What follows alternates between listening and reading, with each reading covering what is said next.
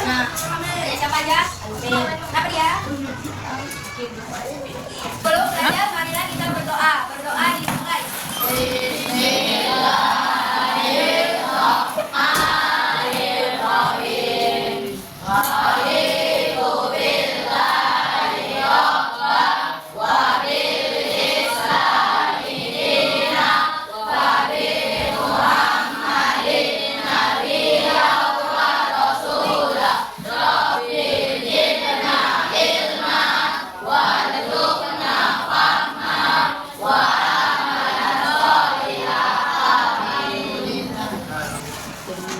Siapa yang sholat subuh tadi pagi? Sholat subuh. Jadi kalau sholat subuh, sebelum sholat subuh kita harus ngapain? Mandi terus berwudu. Jadi kalau misalnya kita dalam perjalanan atau dalam tidak ada air atau sakit, kita harus ngapain? Nah, tayamum. Jadi materi kali ini tentang tayamum. Ada yang tahu apa itu tayamum? Apa? Itu apa?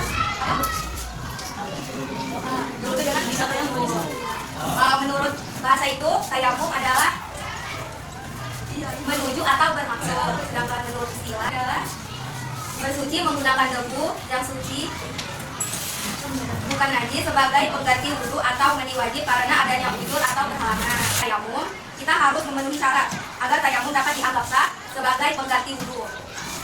Yang pertama itu syaratnya diperbolehkan melakukan tayamum jika benar-benar tidak ada air.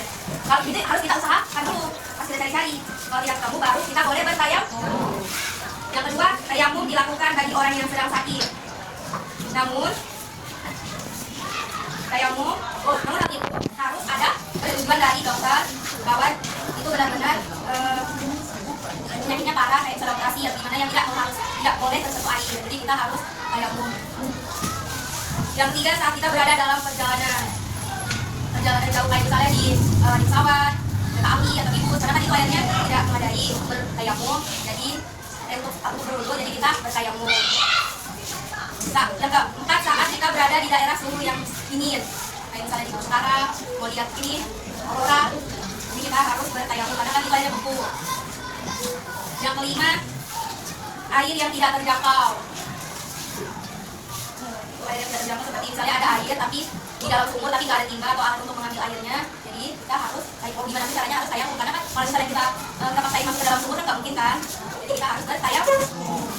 Rukun tayamum ada 4. Pertama, niat, niat bertayamum.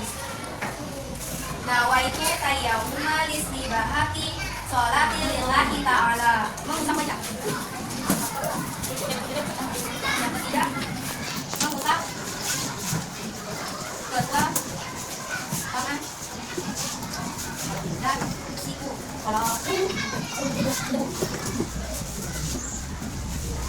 dan kiri. Yang keempat, apa aja media untuk bertayamum?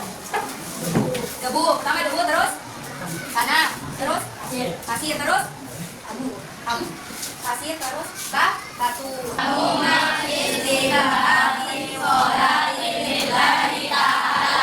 Baru menepuk debu. Coba mas nanti temannya berdebu.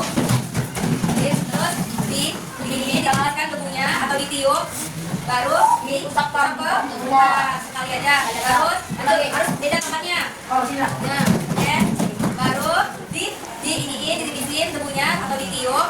Baru tangan dari depan. Lanjut ke kiri, ke belakang. Jadi kesimpulannya, tayamum merupakan tata cara bersuci untuk umat Islam sebagai pengganti wudu untuk menghilangkan hadas besar dan hadas kecil. Tayamum memiliki beberapa tata cara untuk membuat tubuh kita suci dari hadas besar dan hadas kecil.